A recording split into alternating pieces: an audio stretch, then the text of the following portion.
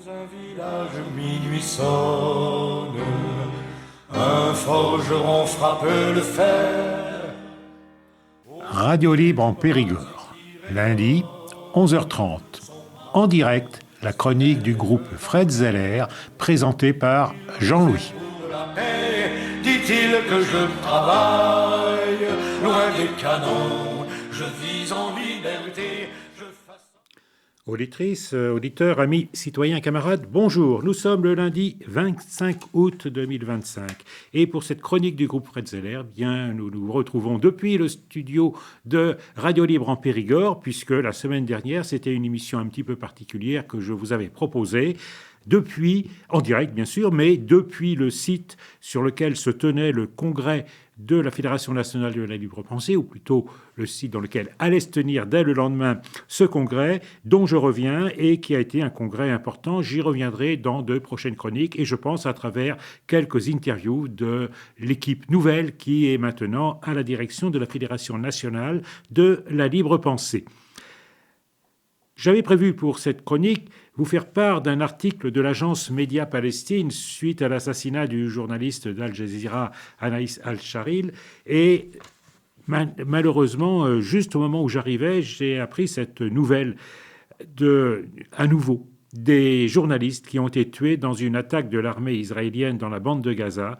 Et je vais simplement vous lire le communiqué de France Info sur cette question qui ne fait que confirmer la gravité de la situation dans la bande de Gaza et ces inadmissibles assassinats qui se passent aujourd'hui dans la bande de Gaza avec, entre autres, en particulier, la presse prise pour cible. Guerre dans la bande de Gaza, 15 personnes, dont 4 journalistes, tués dans des frappes israéliennes sur un hôpital. Donc c'est selon la défense civile de Gaza. Et là, il y a parmi les 4 journalistes, un journaliste de la chaîne de télévision qatari Al Jazeera, qui a donc été tué. Ce qu'il faut savoir, donc c'est le communiqué de France Info. Au moins 15 personnes, parmi lesquelles 4 journalistes, ont été tués dans des frappes israéliennes sur l'hôpital Nasser à Khan Younes, dans le sud de la bande de Gaza, a affirmé le porte-parole de la défense civile de l'enclave palestinienne, Mahmoud Bassal, lundi 25 août. Un peu plus tôt, le service de presse du gouvernement gazaoui, dirigé par le Hamas, a annoncé la mort de 4 journalistes. La chaîne de télévision qatarienne Al Jazeera a affirmé qu'un de ses journalistes, Mohamed Salama, avait été tué. De son côté, l'agence de presse Reuters a rapporté la mort d'un de ses collaborateurs, Hussam Al-Masri. Et bien sûr, France Info appelle à suivre les informations en direct sur France Info. Et Reporters sans frontières appelle à la fin des ciblages de l'armée israélienne contre des journalistes. Il faut absolument qu'Israël donne des garanties pour la sécurité des journalistes et ouvre largement la couverture du conflit. C'est une citation, a lancé lundi matin sur France Info Thibault Broutin, directeur général de Reporters sans frontières. Mi-août, l'organisation avait dénoncé des assassinats ciblés de journalistes dans la bande de Gaza après une frappe israélienne qui avait tué 6 reporters, dont le correspondant d'Al Jazeera, Anas Al-Sharif. Et donc dimanche, il y a eu au moins 42 morts, toujours d'après la défense civile, qui ont été tués par des frappes et des tirs israéliens dans le territoire palestinien. Voilà, l'armée israélienne qui a été sollicitée n'a pas commenté dans l'immédiat. Donc voilà, ça c'était les informations données par France Info. Elles sont importantes et extrêmement inquiétantes. Et je vous lis donc maintenant l'article publié par l'agence Média Palestine. Donc, article antérieur à ces dernières infos que vient de donner France Info. Et c'était donc suite à l'assassinat de plusieurs journalistes, dont le journaliste d'Al Jazeera, Anas Al-Sharif. D'après le syndicat des journalistes palestiniens, 238 journalistes sont morts depuis le 7 octobre 2023 alors qu'ils couvraient l'actualité du génocide. Il faut donc en rajouter 4 avec l'information qui vient de nous parvenir. Ce chiffre terriblement élevé fait de cette guerre le pire conflit jamais connu pour les journalistes, d'après un rapport de The Watson School of International and Public Affairs publié en fin d'année dernière. La plupart du temps, les journalistes ciblés et tués par l'armée israélienne le sont au prétexte qu'ils seraient des terroristes, d'après les éléments de langage des officiels. Cette fois encore, cela n'a pas manqué.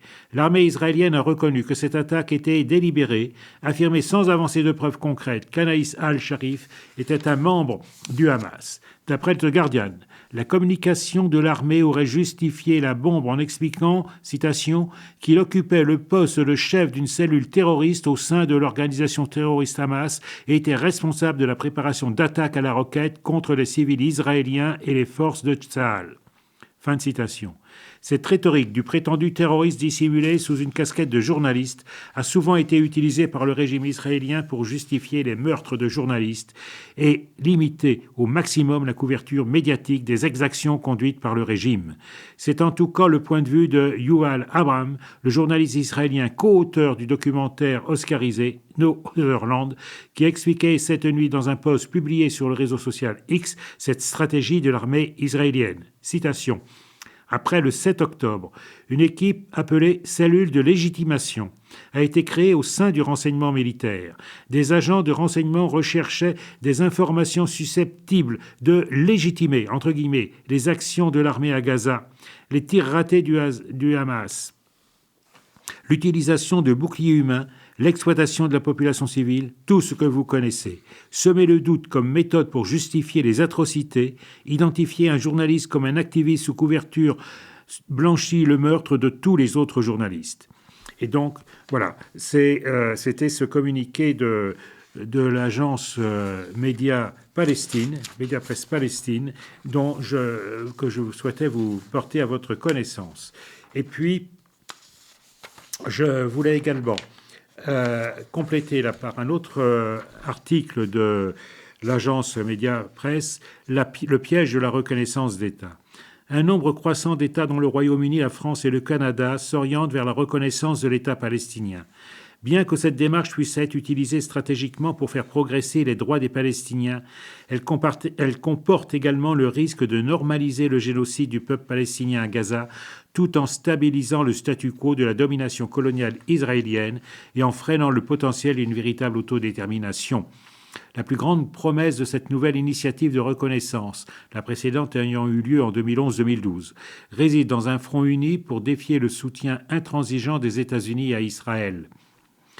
Depuis qu'ils sont devenus l'allié principal d'Israël à la suite de la guerre de 1967, les États-Unis ont utilisé leur statut de superpuissance mondiale pour protéger systématiquement Israël de toute responsabilité et pour saper les efforts multilatéraux visant à promouvoir l'autodétermination palestinienne.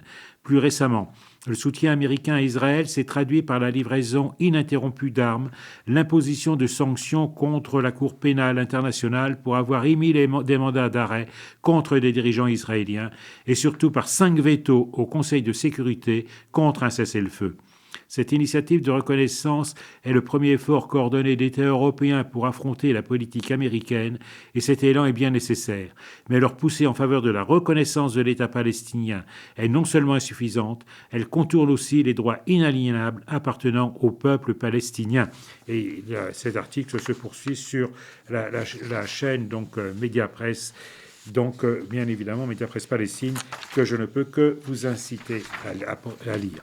Et puis, dernier élément de ce bulletin, de cette agence Média Palestine, saisie, installée, louée, comment Airbnb et Booking.com aident les Israéliens à gagner de l'argent grâce à des terres palestiniennes volées. Une analyse exclusive menée par The Guardian a recensé 760 chambres proposées dans des hôtels, appartements et autres locations de vacances situées dans des colonies israéliennes illégales en Cisjordanie, y compris à Jérusalem-Est, sur 2 des sites touristiques les plus populaires au monde. Pris ensemble, les hébergements répertoriés sur Airbnb ou Booking.com pouvaient accueillir plus de 2000 personnes en août 2024. La villa n'en était qu'un exemple. Tekoa est une communauté résidentielle calme, respectueuse et diversifiée, indique l'annonce. Aucune mention n'est faite des récentes confrontations juste à l'extérieur de la ville, impliquant armes à feu, matraques, couteaux et chiens, qui ont forcé des Palestiniens voisins à quitter leurs terres. Dans un rayon de 6 km autour de Tekoa, au moins 100 Palestiniens ont été expulsés depuis 2023. Le taux de violence et de confiscation de terres dans la région a grimpé en flèche depuis le début de la guerre à Gaza. Et là encore, cet article se poursuit sur le site de l'agence Média Palestine, qu'il est important dont il est important de prendre connaissance. Voilà, donc c'était les éléments par lesquels je voulais commencer cette chronique, et je vais poursuivre par 2 autres sujets. Tout d'abord, la loi Baptiste. La loi Baptiste, c'est quoi? Le titre de la déclaration de l'IRELP donne un élément de réponse. La loi Baptiste, une loi Debré pour l'enseignement supérieur. Et voici donc cette déclaration de l'IRELP. Donc l'IRELP, l'Institut de recherche et d'études de la libre pensée. Après 20 ans de réformes destructrices, le gouvernement ouvre grand les vannes de la privatisation de l'enseignement supérieur. L'IRELP rejoint les défenseurs de l'université républicaine et appelle à mettre en échec le projet de loi Baptiste et à refonder l'université publique gratuite et libre. Le ministère de l'Enseignement supérieur et de la Recherche a dévoilé mi-juin un projet de loi de modernisation, entre guillemets, et régulation de l'enseignement supérieur, aussitôt appelé loi Baptiste du nom du ministre. Le texte a depuis été renommé pour la régulation de l'enseignement supérieur privé, mais sans que sa teneur ne change. Or, le contenu de ce texte est alarmant et appelle une mobilisation générale de toutes celles et de tous ceux qui croient en l'importance d'une université publique, libre, gratuite, exigeante et indépendante, sous couvert de réguler l'enseignement privé. La loi lui confère une reconnaissance inédite, égale à celle dont bénéficie l'enseignement public. Mais il ne s'agit pas que d'octroyer au privé des compétences du public. Il s'agit aussi de transformer, adapter, entre guillemets, l'université elle-même en un acteur privé parmi d'autres, en faisant sauter les cadres statutaires nationaux. Le monopole de la collation des grades, c'est-à-dire de la délivrance des diplômes nationaux, est de fait aboli. La loi instaure une accréditation d'État accessible au public comme au privé. Parcoursup avait contribué à mettre les formations privées, souvent indigentes, sur un pied d'égalité avec l'université en créant un marché unique de l'enseignement supérieur. Les instituts catholiques en sont les premiers bénéficiaires depuis l'accord Kouchner-Ratzinger de 2009. L'État pourrait contractualiser ses relations avec les établissements privés accrédités. La loi Baptiste est une loi Debré pour l'enseignement supérieur. Si la loi était adoptée, le secteur privé se verrait bientôt partagé en deux blocs. Un petit groupe hors contrat qui proposerait des formations échappant à tout contrôle, et un secteur privé sous contrat qui fédérerait les principaux réseaux d'enseignement privé avec une place de choix pour les établissements d'inspiration catholique. Le secteur public serait condamné à la sous-dotation, aux chicanes et aux campagnes de presse hostiles. L'État entend contractualiser ses relations avec les établissements d'enseignement supérieur public en ne finançant plus les universités que par des contrats d'objectifs, de moyens et de performance, sans dotation fixe. Ce serait la fin de l'université entendue comme administration publique dont le budget de fonctionnement repose sur les décisions politiques de la nation. Par ce système de contrat, le rectorat pourrait intervenir à chaque instant dans la vie démocratique et pédagogique des universités. Ce n'est même plus la loi Debré, c'est le retour à la loi Fallou. La loi retire toutes les limites à l'expérimentation statutaire locale. Elle instaure en fait une indifférenciation entre public et privé, soit par le regroupement d'établissements publics et privés, soit en permettant l'externalisation administrative de certaines facultés et écoles internes qui pourraient fonctionner comme des écoles privées, tout en appartenant à une université dite publique. Si ce principe était appliqué, les frais d'inscription dérégulés deviendraient la norme, y compris dans les établissements dits publics. Cette logique est motivée d'une territorialisation qui rappelle le projet Savary de 1984 qui prévoyait l'indifférenciation statutaire et la constitution de réseaux publics-privés locaux. La loi Baptiste, c'est l'application à l'université de ce dont tous les cléricaux et tous les ennemis de l'instruction publique rêvent pour l'école. La seule structure professionnelle de l'enseignement supérieur à avoir donné un satisfecit au ministre est le lobby des établissements privés dits d'intérêt général, c'est-à-dire les établissements portés par des fondations et associations généralement d'inspiration catholique et qui revendiquent de très longue date d'être mis sur un pied d'égalité avec l'université de la République. Aujourd'hui, le gouvernement entend livrer la connaissance, la science et la technique aux intérêts privés, souvent confessionnels. Mais cette loi est aussi l'aboutissement de 20 ans de régression. On ne saurait défendre le statu quo ni prôner le retour à un âge d'or marqué par l'inégalité et le mandarinat. L'heure est venue de renouer avec les principes fondateurs de l'idée d'université. L'université doit être strictement gratuite est financée par le budget de la nation avec une dotation à la hauteur des besoins distribuée de façon égalitaire et transparente. Toute forme de frais d'inscription, cotisation, vie étudiante ou autre doit être abrogée. Seule l'université de la République doit coller les grades reconnus par l'État et les conventions collectives. La liberté de l'enseignement et de la recherche sont absolues. Elles ne peuvent être garanties que par un budget sincère et par l'indépendance des universitaires.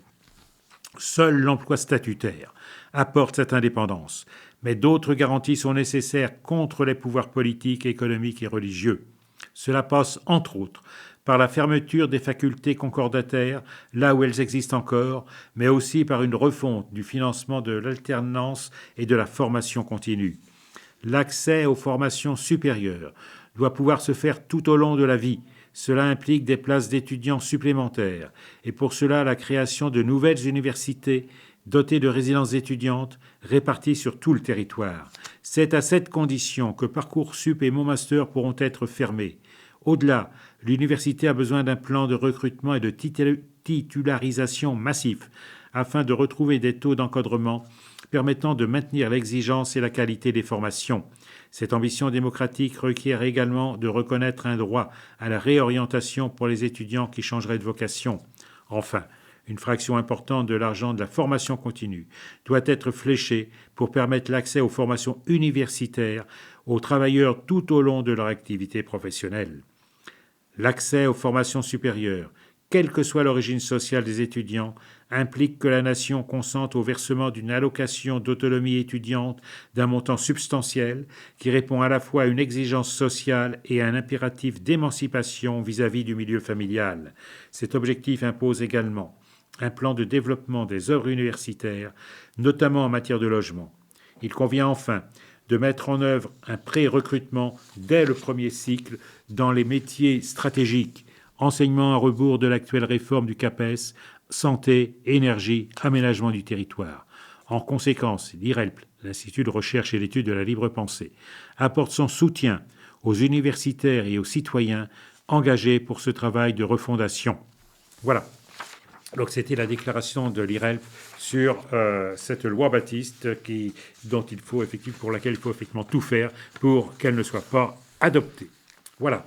Et puis, donc dernière partie de cette chronique, je voulais en venir à éclairer un petit peu un aspect un peu méconnu de l'activité de la libre pensée à travers les Entraide et Solidarité, qui est une instance, une association de la libre pensée qui est extrêmement importante et qui fait entre autres un travail de solidarité, dont je vais vous donner une lecture du message qui a été transmis au Congrès de la libre pensée, donc par pour Abdourahmane Sissoko, qui est donc de la Marche des Solidarités. Bonjour, moi c'est Abdourahmane, l'un des délégués du collectif des jeunes de Belleville. On a commencé depuis septembre 2023 où nous étions 200 jeunes mineurs isolés avec des tentes dans le parc de Belleville. Nous n'étions pas reconnus mineurs pour le premier passage dans les centres d'évaluation et on a été obligé de déposer un recours auprès du juge des enfants. Comme le recours, ça prend beaucoup de temps, de 6 mois à 1 an, on ne savait pas quoi faire. Il y a des soutiens qui se sont rapprochés de nous. Ils nous ont dit « Vous pouvez rester là, attendre votre recours, vous avez le droit de le faire. Mais si vous vous réunissez, ça va donner une image à votre situation. Ce n'est pas sûr que ça fonctionne, mais peut-être que les choses vont s'améliorer. » À ce moment-là, on a désigné des délégués pour coordonner la situation et s'organiser en collectif. On a fait la première occupation dans la mairie du 20e et on a obtenu des places d'hébergement. Ça a été une première victoire du collectif. Avec le collectif, on a appris que si tu attestes que tu es en attente de ce recours, tu as le droit d'être scolarisé. Tu as le droit d'avoir un lieu pour dormir et tu as le droit d'avoir une prise en charge pour la santé. Et nous tous, on ne le savait pas. On traînait juste derrière les associations pour savoir où aller, pour manger, pour se laver. Mais là, on a commencé à se déplacer au rectorat pour dire « Nous, on veut aller à l'école ». C'était très difficile d'avoir un rendez-vous. Il n'y avait même pas de créneau pour les mineurs non accompagnés. À travers la lutte du collectif, on a manifesté devant le rectorat et maintenant ils ont ouvert un créneau pour les rendez-vous. Ils demandaient des documents qu'on ne pouvait pas avoir puisqu'on n'est pas hébergé. Ils demandaient un certificat d'hébergement. Alors on a lutté aussi pour ça et on a réussi à ce qu'ils annulent cette demande de certificat. Depuis notre création jusqu'en décembre 2024, juste avant l'occupation de la Gaîté Lyrique, le collectif avait réussi à faire héberger 1000 jeunes et à faire scolariser 300 jeunes. La dernière occupation, c'était la Gaîté. Là-bas, vous étiez témoin. Ça a donné beaucoup plus de visibilité au collectif. Bien que ça se soit mal terminé puisqu'on n'a pas eu l'hébergement, ça nous a donné beaucoup plus de force. À Paris, depuis l'expulsion de la Gaîté, les jeunes sont dispersés parce qu'il y a eu beaucoup de répression. Il y a des jeunes qui ont eu des OQTF, c'est-à-dire des obligations de quitter le territoire français, illégal pour les mineurs. Il y a eu beaucoup de peur, mais avec les délégués et puis ceux qui avaient le courage de se mobiliser, à travers nos communications et nos actions, on a continué, on n'a pas abandonné ceux qui avaient subi cette répression. On a aidé pour faire des papiers, pour faire des passeports, pour préparer les avocats pour la défense. Il y a 13 OQTF qui ont été annulés sur 24. Il y en a d'autres qui sont en attente d'audience au tribunal des enfants. On essaye de faire au mieux. Nous, on s'adressait à la mairie de Paris, parce qu'on pensait qu'ils étaient à nos côtés. Mais après la Gaîté, ils n'ont rien fait. On a essayé de les rencontrer, ils n'ont pas accepté. Alors on a fait une action à la Maison des réfugiés, là-bas, pour les empêcher de faire un événement. On nous a proposé une rencontre. On a parlé des problèmes de place d'hébergement, des problèmes d'accès aux soins, de notre demande de passe Navigo pour les transports. La conseillère de Paris, Léa Filoche, à l'époque, elle était d'accord pour les 40 places d'hébergement. On a eu un rendez-vous un mois après, mais c'était de fausses promesses parce que personne n'a eu d'hébergement. Donc on est parti énervé à la deuxième rencontre contre ces gens qui ne tiennent pas leurs paroles. On leur a demandé de prendre tous les jeunes qui étaient dehors, ils ont encore refusé. Ils ont dit qu'ils n'avaient que 30 places et nous, on est 100 jeunes qui sommes dehors. C'est notre difficulté actuellement. Maintenant c'est l'été, mais les jeunes sont dehors, ils sont en situation de vulnérabilité. Quand on parle d'hébergement, on parle de situation de vulnérabilité, surtout quand il pleut, quand il neige. Il y a toujours des complications, mais on ne baisse pas les bras. Quels que soient les problèmes, le collectif essaye de visibiliser la situation des mineurs, ici à Paris et n'importe où en France. Il y a des complications dont vous avez entendu parler pendant la réunion de ce soir. Il existe des lieux d'accueil qui peuvent nous accueillir gratuitement pour se laver, mais là aussi l'accès devient compliqué. Nous, notre force, c'est la mobilisation, visibiliser la situation pour que les gens voient ce qui se passe. Et dans plusieurs villes de France, il y a des collectifs qui se sont formés et qui sont même venus à Paris pour nous rencontrer pendant l'occupation de la Gaîté Lyrique. L'image est sortie. Ils ont pris exemple sur nous. Maintenant, il y a des collectifs à Lyon, à Marseille, à Rouen, à Besançon, à Montpellier, à Lille et aussi à Toulouse. Le collectif de Rouen a fait une occupation devant la préfecture pendant 2 mois et ils ont obtenu l'hébergement, mais avec des conditions un peu désagréables. On a prévu demain, au nom de la coordination, d'aller à Rouen pour leur donner un coup de main, à travers notre expérience et avec nos soutiens là-bas. On est même parti à Lille au mois de mai pour faire une rencontre de la coordination. Il y avait beaucoup de villes qui sont venues. On a fait une coordination des mineurs au niveau national. On a préparé notre première action commune pour le 20 juin. Partout où il y a des jeunes là-bas, ils ont manifesté le même jour dans les départements, devant les rectorats en charge de la scolarisation. Et partout en France, là où il y a le collectif, nous nous organisons pour mettre en image la situation des mineurs non accompagnés. Juste avant les vacances, il y avait 120 jeunes qui étaient en attente d'affectation dans les lycées publics. Au nom du collectif, on s'est organisé pour rassembler les dossiers. Ils ont retardé toutes les affectations, sauf celles des jeunes qui viennent du collectif. On a manifesté devant le rectorat. On a interpellé le défenseur des droits, au moins pour mettre la visibilité sur la chose. Du coup, ils ont sorti 73 affectations. Il y en a d'autres qui restent en attente, qui voudraient préparer des CAP. Alors on prévoit une manifestation avant l'ouverture des centres de formation et on veut des places pour les jeunes qui restent. On souhaite qu'il y ait d'autres villes qui n'ont pas encore de collectif et qui puissent s'organiser pour faire eux aussi un collectif et qu'ils adhèrent à la coordination. Partout où il y a des mineurs isolés, on pourra en parler, tout le monde sera au courant. Les jeunes mineurs isolés étrangers qui viennent d'autres pays, de l'Afrique et du Maghreb, ils ont une situation compliquée. Il faut que le monde entier sache ce qui se passe avec notre situation. Du coup, si vous avez votre association implantée dans ces départements, et il s'adresse donc à Entraide et Solidarité, donc dans ces départements, Lyon, Marseille, Rouen, Besançon, Montpellier, Lille, Toulouse, vous pouvez aussi les contacter là-bas pour leur amener de l'aide, parce que là-bas, ils en ont tellement besoin. parce que là-bas, ce n'est pas comme à Paris. Ici, on a plus d'occasions de rencontrer les associations qui viennent même vers nous, qui voient notre lutte, tandis que là-bas, pour eux, c'est un peu caché. C'est pour ça que l'on a fait la coordination, car nous sommes tous dans la même situation. Partout où on parle des jeunes mineurs du parc de Belleville, on va parler de la coordination.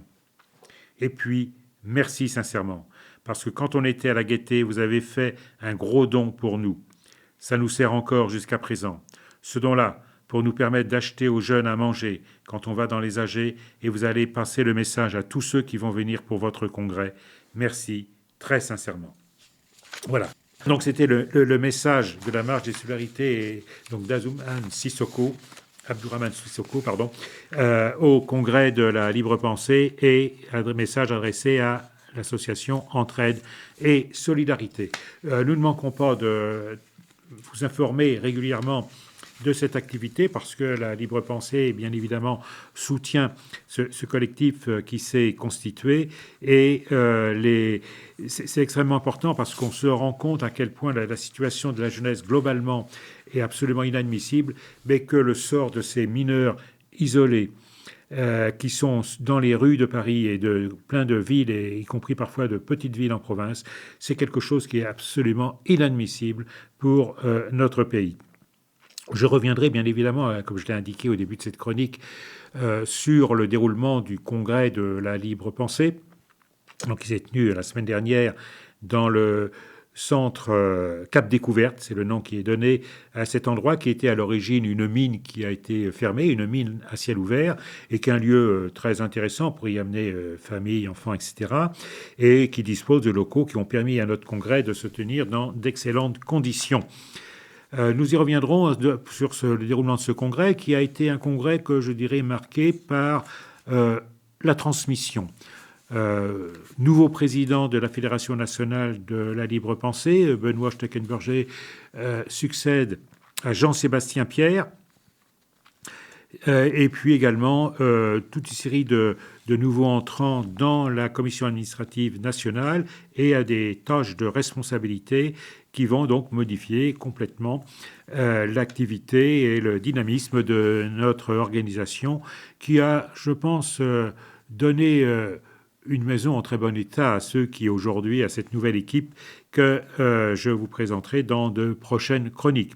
J'essaierai effectivement d'obtenir une interview de Benoît et puis également une interview, puisque je parle souvent de l'Institut de recherche et d'études de la libre pensée, qui, de manière tout à fait indépendante du Congrès de la libre pensée, a renouvelé également ses instances avec une présidente qui succède à Jean-Marc Schiappa, dont j'ai souvent parlé à ce micro. Cette nouvelle présidente, c'est Isabelle D'Artagnan, une universitaire spécialiste du Moyen-Âge.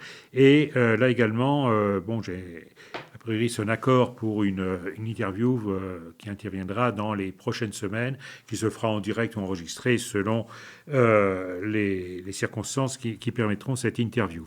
Mais ce sera tout à fait important de voir comment cette nouvelle présidente de l'IRELP, envisage la poursuite de l'activité de l'IRELP.